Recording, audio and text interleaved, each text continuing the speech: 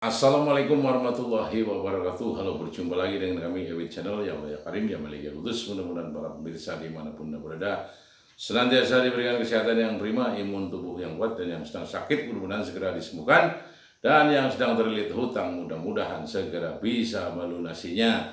Dan juga untuk para remaja yang masih jomblo ini ya, mudah-mudahan saya doakan cepat mendapatkan jodohnya, dan juga mungkin mendapat pekerjaan juga ya yang masih nganggur dengan apa yang dicita-citakan di dalam hatinya. Amin amin ya rabbal alamin.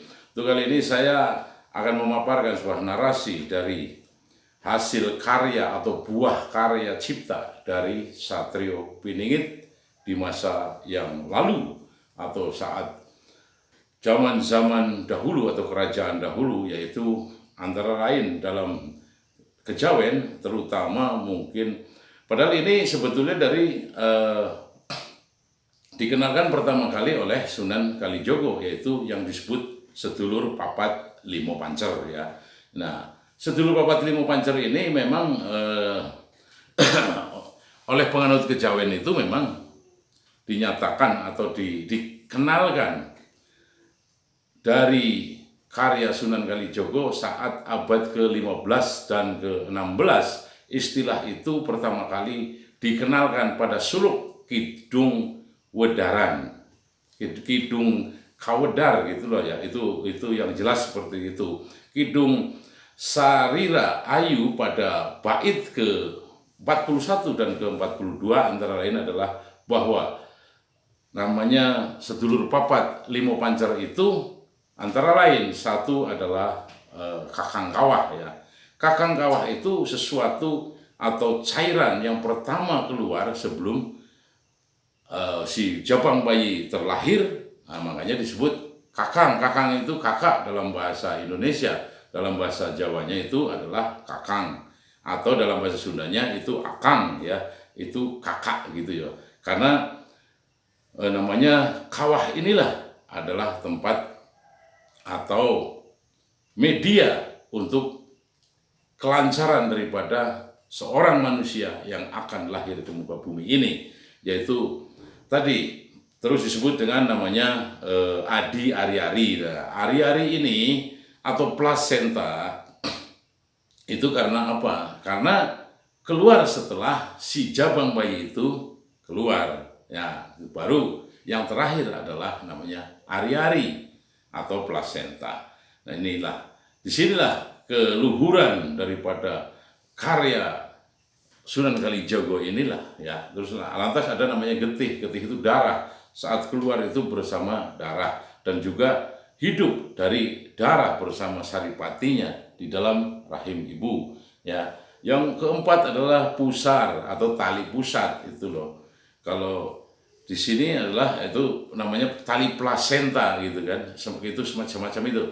Lantas yang kelima adalah pancer. Pancer itu adalah tubuh sebagai wadah hal kelima, merupakan namanya pusat kehidupan dari namanya ketika bayi itu terlahir itu loh, ada tubuhnya juga yang disebut kalima pancer tersebut.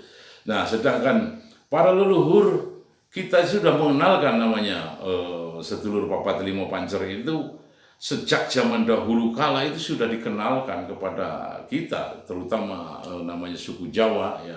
Itu sudah biasa kita mendengar namanya sedulur papat limo pancer.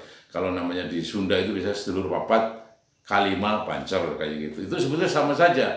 Dan di belahan namanya Nusantara manapun itu hampir sama.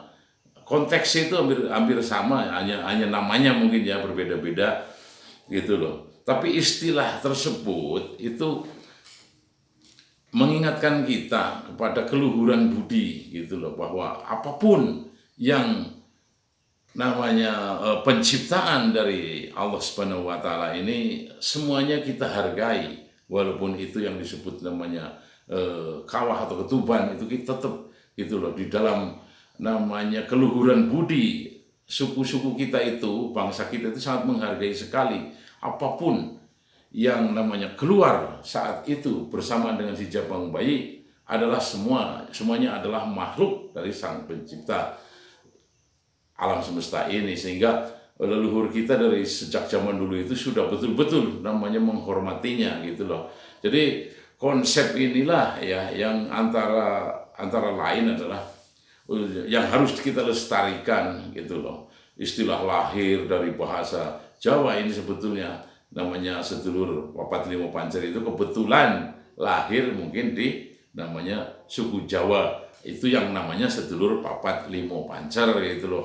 Mungkin di suku lain mungkin ada istilahnya apa, kita tidak bisa namanya memilah atau memilih atau lantas mengunggulkan dalam satu koridor kesukuan, itu nggak ada. Sama semua suku di mana saja itu sama dalam hal namanya penciptaannya, sama diciptakan sama-sama oleh Sang Pencipta alam semesta ini, yaitu Allah Azza wa Jalla.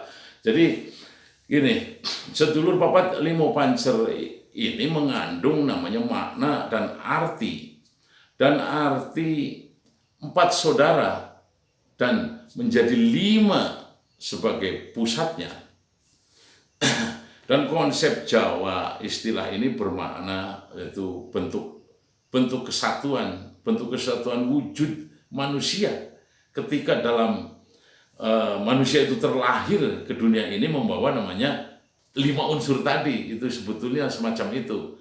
Jadi apa ya, hanya mungkin bahasa ya, kalau namanya saya kan menerjemahkan dari namanya istilah sedulur papat limo pancer dari bahasa Jawa kepada bahasa Indonesia gitu loh ya.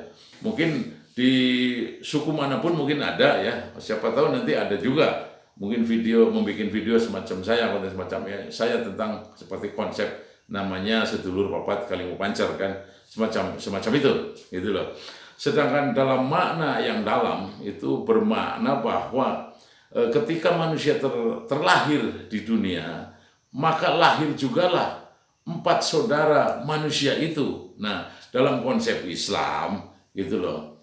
Nah, sebetulnya itu ada saudara kita, setiap bayi terlahir akan ada terlahir pula namanya ada 4 unsur tadi gitu loh. Kalau namanya di sedulur papat limo pancer kan tadi kakang kawah, adi ari-ari, getih atau darah, pusar itu tali plasenta, lantas pancer kelimanya itu pancer adalah tubuh. Nah, kalau kita di dalam dunia namanya Islam itu kan bahwa setiap bayi yang terlahir akan ditemani oleh 4 unsur dari ciptaan Sang Pencipta, yakni antara 2 khorin dan 2 malaikat yang akan selalu menemani kita hingga kita namanya kembali lagi kepada Sang Pencipta alam semesta, yakni Allah Azza wa Jalla. Namun ketika manusia itu meninggal, si korin dan malaikatnya masih tetap hingga nanti nunggu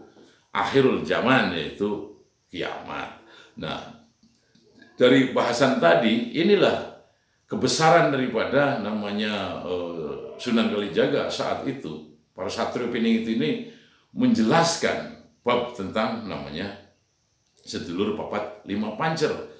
Maksudnya apa? Maksudnya itu bahwa manusia hormatilah apapun yang telah diciptakan oleh Sang Pencipta, walaupun itu namanya darah atau mungkin ketuban, tetap harus kita hargai karena itu merupakan ciptaan daripada alam Sang Pencipta alam semesta ini, yaitu Allah Azza wa Jalla. Mungkin bahasan saya mungkin cukup sekian dulu ya. Mungkin wabillahi taufiq wal hidayah. Wassalamualaikum warahmatullahi wabarakatuh.